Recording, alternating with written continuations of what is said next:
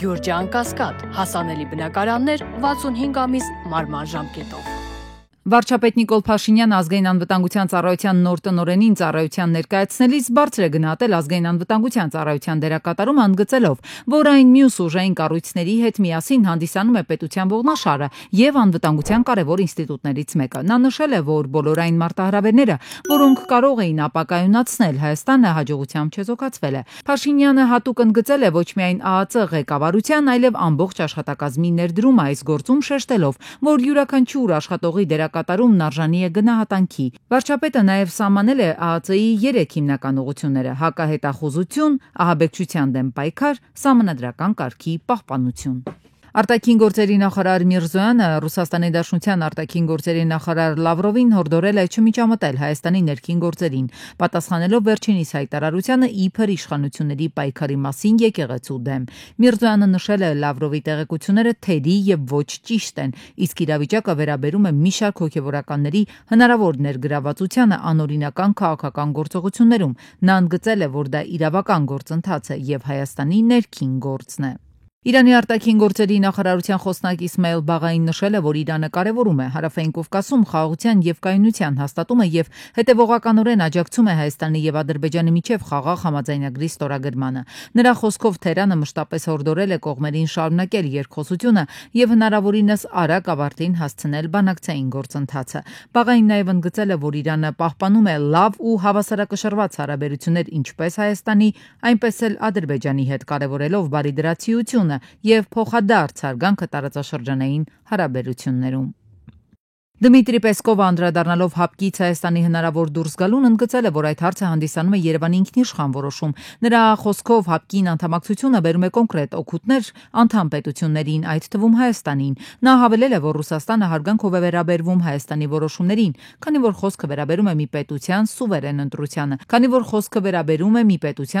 ընտրությանը։ Արտգործնախարար Միրզոյանը պատմեց, Հայաստան Եվրամիություն համատեղ անվտանգության եւ պաշտպանության ոլորտներում խորհրդակցությունների մեկնարկն է տրվել։ Հայաստանը եւ Եվրամիությունը ավարտել են գործընկերության նոր օրակարգի շուրջ բանակցությունները։ Կողմերի միջև Եվրամիության ճգնաժամային կառավարման գործողություններում Հայաստանի մասնակցության շրջանակը սահմանելու համաձայնագիրն է ստորագրվել։ Սա Հայաստան-Եվրոպական միություն գործընկերության օրակարգի ընդլայնման երկուստեք արտահայտված պատրաստականության վառ օրինակ է, որը միաժամանակ ցույց է դնում գլոբալ անվտանգության, աշխարհում կայունության եւ խաղաղության հաստատման գործում կառուցողական ներդրում ունենալու Հայաստանի ձգտումը։ Եվրամիության բարձր ներկայացուցիչ Կայա Կալասը ձևակերպեց. Երևան հստակ ուղերձով է եկել Եվրամիությունը ու Հայաստանը այսքան մոտ չեն եղել, որքան հիմա։ Շարունակեց. աջակցում են Հայաստանի եւ Ադրբեջանի միջև հարաբերությունների կարգավորմանը։ Մենք աջակցում ենք Հայաստանի եւ Ադրբեջանի հարաբերությունների կարգավորմանը, հիմք ընդունելով ինքնիշխանության, տարածքային ամբողջականության եւ սահմանների անխախտելիության սկզբունքները։ Հայաստան-Ադրբեջան հարաբերությունների կարգավորումը կարող է ճանապարհ հարթել տարածաշրջանում տևական խաղաղության համար։ Կալլասը Երևանում պատմեց, որ այս շեշտադրումները նաեւ Բաքվում է արել, ձևակերպեց միանշանակ է, որ ողջևորված են այս գործընթացով։ Իհարկե, ցանկանում ենք այս գործընթացի ամփոփումը որքան հնարավոր է շուտ տեսնել։ Կայունություն անհրաժեշտ է ամբողջ աշխարհում, ոչ միայն այս տարածաշրջանում։ Մենք երկխոսում ենք փոխկապակցվածության վերաբերյալ եւ քննարկում ենք երկու երկրների հնարավորությունները կապելու Կենտրոնական Ասիան Եվրոպայի հետ։ Եվրամիության գերագույն ներկայացուցիչը պատմեց նաեւ, որ այցելել է, ծանոթացել է Եվրամիության առաքելության աշխատանքներին, նաեւ առանձնացրեց մարդկանց միջև շփումների, վիզաների ռեժիմի ազատականացման շուրջ երկխոսության զարգացման կարևորությունը։ Հայ առաքելական եկեղեցու երկու թեմակալ առաջնորդները Բագրատ arczepiskopos Գալստանյանն ու Միքայել arczepiskopos Աջապահյանը ազգային անվտանգության ծառայության մեկուսարանի միևնույն խոցում են։ Այս մասին հայտնել են նրանց փաստաբանները լրագրողների հետ հանդիպմանը։ Միքայել Սրբազանի պաշտպանական խումբը նշել է, որ այսպիսով իրավապահները փորձում են իրար կապակցել տարբեր գործեր։ Բացի այդ, կասկած են հայտնում դիտավորություն կա, թեմակալ առաջնորդների նույն խուց են տարել, որպեսզի միմյանց հետ զրուցեն եւ նրանց գաղտնալսեն։ Միքայել Սրբազանը, Բագրատ Սրբազանն համարում էր եղբայրը։ Իրենք հոգևոր եղբայրներ են, բայց դա չի նշանակում, որ Միքայել Սրբազանը Բագրատ Սրբազանի քաղաքական գործունեության հետ բաժին ունի։ Իհարկե անմեղության կանխավարկածը չեն կարող խախտել, Բագրատ Սրբազանը անմեղ է, քանի դեռ օրինական ուժի մեջ պես դատավճռով այլ բան չի հաստատվել, բայց ծրագիրը ցույց տալ, որ եկեղեցին հակաբարոյական կազմակերպություններ, որպեսզի դրանով լեգիտիմ իրավունք ունենան մտնեն ներս։ Դրա համար է, որ Միքայել Սրբազանը փորձում էր կապել Բագրատ Սրբազանի գործեր։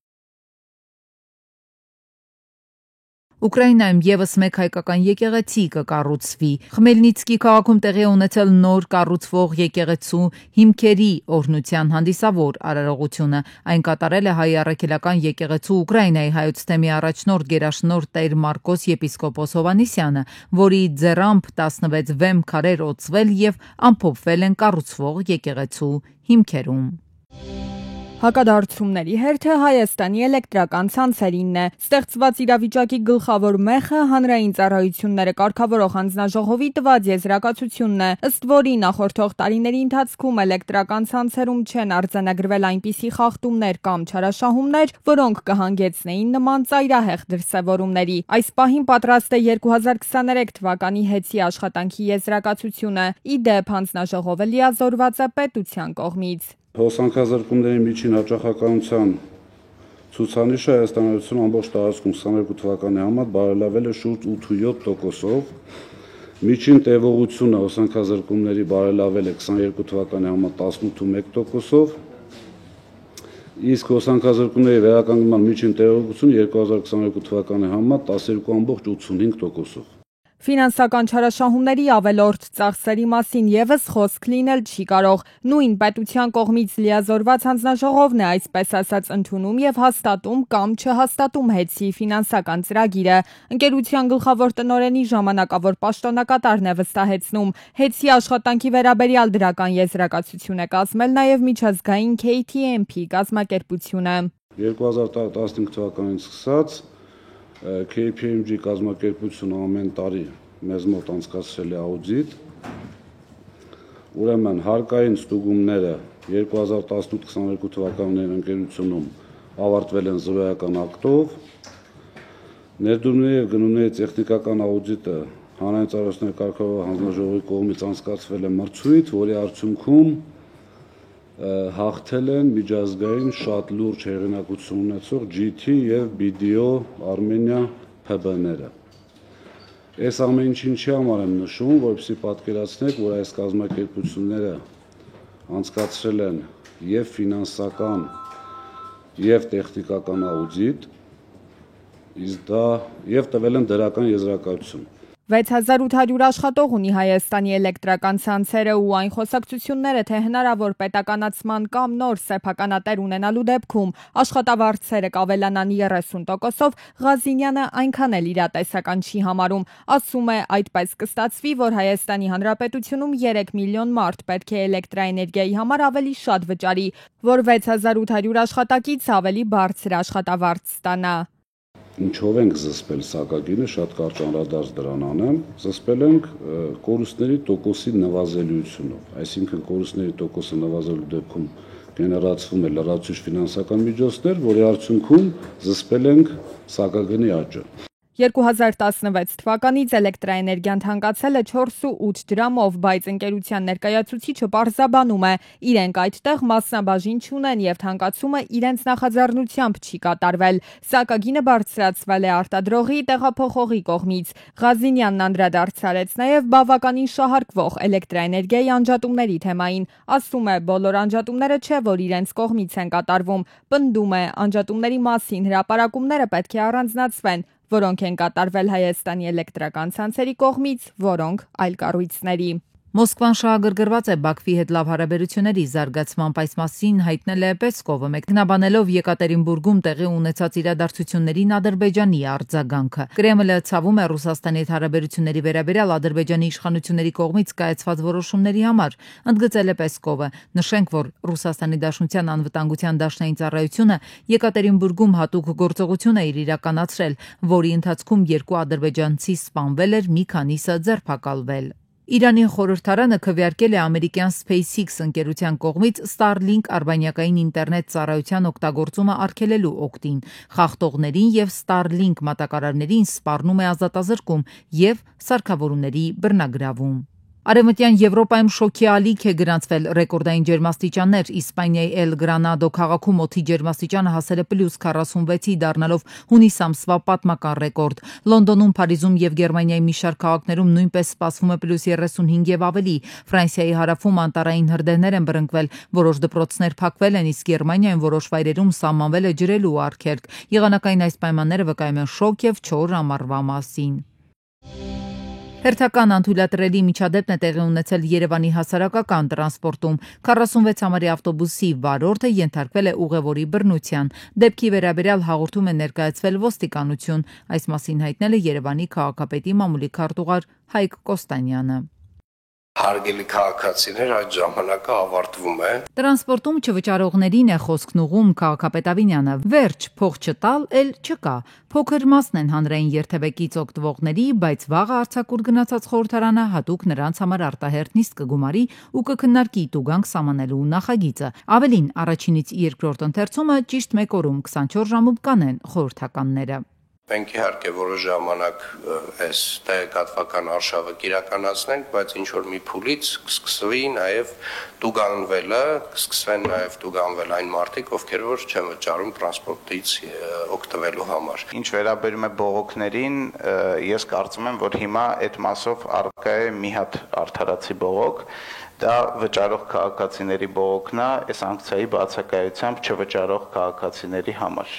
Այլ բողոք օբյեկտիվ ես չեմ տեսնում ու չեմ կանխատեսում, ճիշտն ասած։ Շատ արդարացի է, որովհետև այդ վճարումները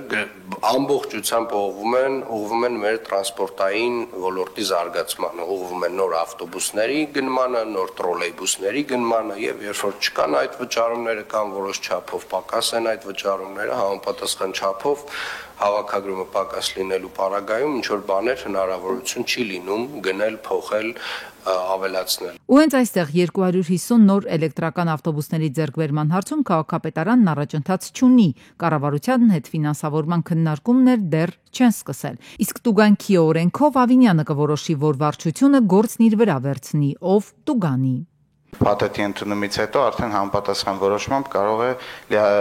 պարտականություն դրվել հասարակական կարգի պահպանության ծառայության վրա։ Քաղաքապետարանն այսօրվանից գործարկում է ԵՍ Երևան էլեկտրոնիկ սերվիս համակարգը, միասնական հարթակ մի պատուհանում բոլոր ծառայություններ մեկտեղված։ Պատասխանատու պաշտոնյան հենց իր օրինակով է ներկայացնում կայքը։ Ահա ես արդեն մուտք եմ գործել համակարգ եւ համակարգը ինքնաշխատ եղանակով ճանաչել է ինձ, իմ գույքերը, իմ տրանսպորտային միջոցները, հաշվարկել դրանց պարտավորությունները եւ ամբողջությամբ ինձ կարող է այստեղ ներկայացնել։ Սա նշանակում է, որ օրինական շարժգույքի կադաստրային ծածկագիրը կամ վկայականի համարը անգիր անել պետք չէ։ Հարթակից օգտվողները կտեսնեն նաեւ աղբահանության իրենց գինը, որի այս տարվա տույժ տուգանքները ավականին ստիպված եղավ ներել հենց միայն այն պատճառով, որ վճարը հաշվելու մեթոդաբանությունը փոխելուն զուգահեռ չէին հասցրել ստեղծել այս կայքը։ Որպես էական տարբերություն, առավելություն նախկինում նմանատիպ ծառայություն Երևան հայմով տրամադրելու նկատմամբ այստեղ առկա է քաղաքացու սեփական էլեկտրոնային գրասենյակը, այսինքն երբևէ ինչ որ դիմում, որևէ դիմում, երբ որ ներկայացվում է քաղաքապետարան եւ դրա պատասխանը երբ որ ստանում եք, այստեղ բոլորը պահպանվելու է։ Այսինքն սա այն պապկան է, հա, այն գրասենյակն է քաղաքապետանի հետ շփման, բոլորը այստեղ պահպանվելու են։ Հարթակն ունենալու է նաև բջջային հավելված կունենանք մինչև տարեվերջ Ավինյանն հարցնում է պատասխանատու պաշտոնյայի պատասխանը դեռ չլսած եզրահանգում անում։ Հայացքը լավը չէր։ Հավելվածի ստեղծման ժամկետները առայժմ հնարավոր չէ հստակեցնել, միջազգային ներդրումների հետ կապված քննարկումներ դեռ պետք է անեն։ Կոտայքի մարզի հյուրանոցային համալիրներից մեկում հայտնաբերվել է ապօրինի պահվող արջ անհամապատասխան պայմաններում եւ առանց թույլտվության։ Բնապահպանների մարմինների միջամտությամբ արջը տեղափոխվել է խնամքի կենտրոն, իրավախախտի նկատմամբ կկիրառվեն վարչական պատասխանատվության միջոցներ։ Հունիսի 29-ին մայրաքաղաքում 27-ամյա Հեսուն Կիայով Վաղաշյան փողոցում վրայերթի է ենթարկել փողոցը չթույլատրելի հատվածով անցնող կնոջ։ Վարորդը փախուստի չի դիմել, հազանգել է շտապօգնություն։ Նրանք վրայերթի ենթարկվածին նախտեղում առաջին բուժօգնություն են ցուցաբերել, ապա տեղափոխել Հրացու անվան թիվ 1 համալսարանական հիվանդանոց։ Ավելի ուշ նա գիտակցության չգալով մահացել է։ Տեղում էին ոստիկանության պարեկային ծառայության Երևան քաղաքի գնդի 3-րդ գումարտակի 2-րդ վաշտի պարեկները։ վարորդը տեղում ենթարկվել է սթափության փորձաքննության, եղել է սթափ, վարորդը հենց ինքն էլ զանգել է շտաբ օգնություն։ Հունիսի 29-ին Մայրաքաղաքում Գրիգոր Լուսավորիչ փողոցում բախվել են Nissan Sentra-ն եւ Toyota-ն։ Վերջինը դուրս է եկել երթևեկելի գոտուց, կոտրել ծառը եւ հայտնվել հետիոտնի համար նախատեսված անցման վայրում։ 4 հոգի տարբեր աստիճանի վնասվածքներով տեղափոխվել են Երևանի հիվանդանոցներ, վիրավորներին առաջին օգնության են հասել քաղաքացիները։ Օպերատիվ են գործել Երևանի շտապօգնության բժիշկների հերթապահ խմբերն ու փրկարար ծառայության Երևանի թիվ 1 հրշեջ փրկարարական ջոկատի փրկարարները։ Օպերատիվորեն ժամանել են նաեւ ոստիկանության բարեկային ծառայության Երևան քաղաքի գնդի 3-րդ գումարտակի 2-րդ վաշտի բարեկները։ Սա մեկ օրվա ընթացքում 3-րդ ճանապարհատրանսպորտային պատահարն է եղել այդ հատվածում։ Վարորդներն ու ուղևորները դժգոհել են, որ պատճառը քաղաքապետարանի կողմից արված սխալ գծանշումներն են։ Արդյոք գծանշումները ճիշտ է արված, թե ոչ, դա թող մասնագետներ ասեն, բայց որ արդեն այս հատվածում, այս հատվածում ճանապարհատրանսպորտային պատահարների թիվը կավելանա, երևի թե իրոք վարորդները տեղին էին ասում։ Հունիսի 28-ին Բարձրաշեն բնակավայրում Opel-ը դուրս է եկել հանդիպակաց երթևեկելի գոտի, բախվել 3 ծառի, ապա ճանապարհի եզրին տեղադրված բետոնե պատնեշին ու ամբողջությամբ հայտնվել ճանապարհի մեջտեղում երթևեկելի գոտում։ 3 հոգի, այդ թվում մեկ անչափահաս, տեղափոխվել են Երևանի տարբեր հիվանդանոցներ, վիրավորներին առաջին օգնության են հասել քաղաքացիները, Բարձրաշեն բնակավայրի վարչական ղեկավարն ու օպերատիվորեն ժամանած շտապօգնության բժիշկների հերթապահ խումբը։ Օպերատիվորեն ժամանել են նաև ներքին գործերի նախարարության փրկարար ծառայության ու Բարաշենի հրշեջ փրկարարական ջոկատից 1 մարտական հաշվարկ եւ բարեկային ծառայության Արարատի մարզի մարտակի բարեկները։ Հունիսի 28-ին Ուջան բնակավայրի վարչական տարածքում բախվել են Nissan-ը եւ Vaz 21004-ը 4 հոգի տարբեր աստիճանի վնասվածքներով տեղափոխվել են Աշտարակ բժշկական կենտրոն, որտեղից 2-ը տեղափոխվել են Երևանի Արմենիա բժշկական կենտրոն։ Վիրավորներին առաջին օգնության են հասել քաղաքացիները, վթարի հարևանությամբ գործող բենզալցակայանի ու սննդի կետի աշխատակիցները։ Նաեւ օպերատիվորեն ժամանած Աշտարակ բժշկական կենտրոնի հերթապահումն ու Աշտարակի շեջ փրկարարական ջոկատի փրկարարները։ Տեղում էին ոստիկանության բարեկային ծառայության Արագածոտնի մարզի գումարտակի առաջին վաշտի բարեկները։ Բախման հետևանքով տեսնում եք Nissan-ն էլ դուրս է եկել երթևեկելի գոտուց եւ կոտրել նշված օբյեկտի քարե պարսպի մի հատված եւ բախվել ծառին։